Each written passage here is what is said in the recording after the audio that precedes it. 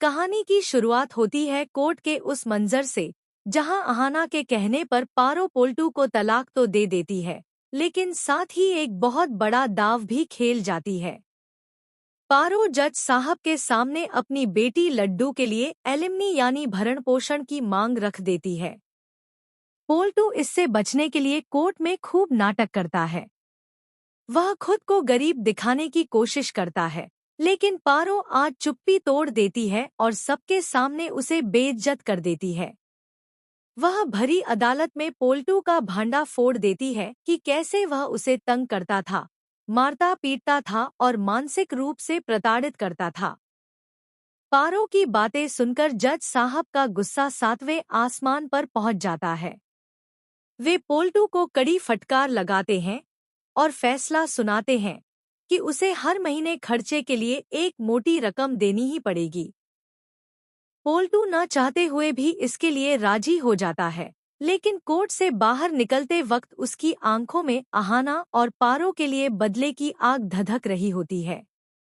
इधर कोर्ट में जीत के बाद अहाना अपने ऑफिस में एक बड़ा और साहसिक फैसला लेती है। वह फाइलों की जांच करती है और देखती है कि गोपाल और उसकी टीम ने कमीशन खाने के लिए कुछ बेकार और फर्जी प्रोजेक्ट्स अप्रूव किए हैं। अहाना बिना डरे उन सभी प्रोजेक्ट्स को रिजेक्ट कर देती है।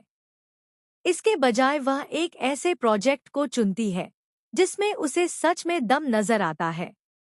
यह प्रोजेक्ट उसके अपने घर की औरतों यानी दुर्गा देवी और बाकी बहुओं के मूर्तियों वाले काम से जुड़ा होता है। अहाना को लगता है कि यह कला देश का नाम रोशन कर सकती है, इसलिए वह इस प्रोजेक्ट को सरकारी फंडिंग और टेंडर के लिए अप्रूव कर देती है।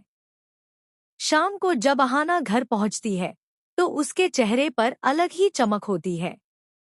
वह दुर्गा देवी, अर्जुन और बाकी बहुओं को इकट्ठा करती है और मिठाई खिलाते हुए गुड न्यूज़ देती है।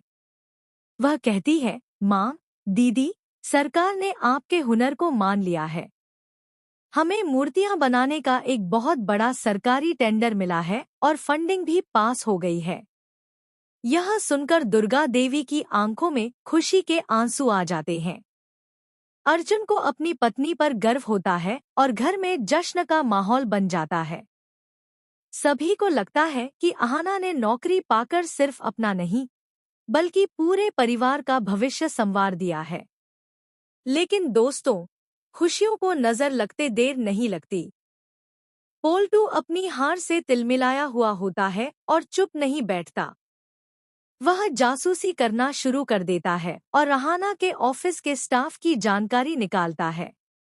उसे पता चलता है कि ऑफिस में गोपाल नाम का एक आदमी है जो अहाना से पहले से ही रंजिश रखता है। दुश्मन का दुश्मन दोस्त होता है। पोल्टू तुरंत गोपाल से संपर्क करता है और उसे सारी सच्चाई बता देता है। वह कहता है कि जिस अहाना को तुम लोग ईमानदारी की देवी समझते हो, उसने जिस मूर्ति वाले प्रोजेक्ट को फंडिंग दी है, वह किसी और का नहीं बल्कि उसके अपने ससुराल का है। यह सुनते ही गोपाल के चेहरे पर कुटिल मुस्कान आ जाती है। उसे अहाना को नौकरी से निकलवाने का ब्रह्मास्त्र मिल जाता है। दोनों मिलकर प्लान बनाते हैं कि अहाना को अपने पद का गलत फायदा उठाने के जुर्म में फंसाया जाए।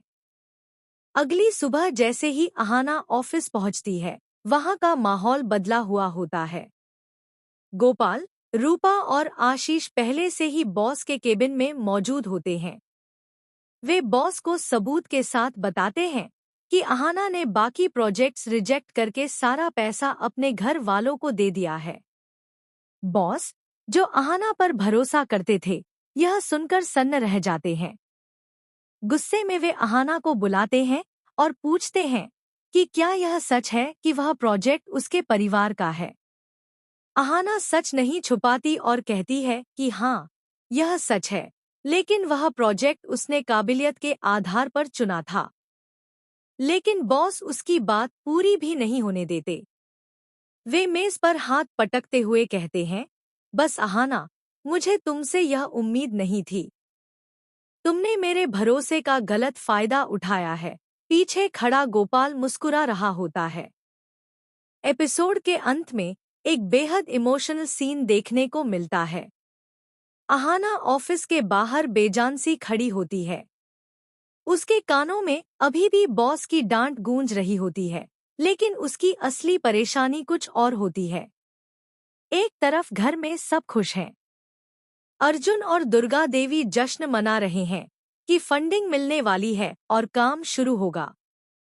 दूसरी तरफ अहाना सस्पेंड हो चुकी है और फंडिंग भी रुक गई है। अब वह घर जाकर यह कड़वा सच कैसे बताएगी? क्या वह अर्जुन की नज़रों में गिर जाएगी? क्या पोल्टू अपनी जीत का जश्न मनाएगा? आगे क्या होगा, यह जानने के लिए हमारे चैनल टेली प्लेयर को अभी सब्सक्राइब करें।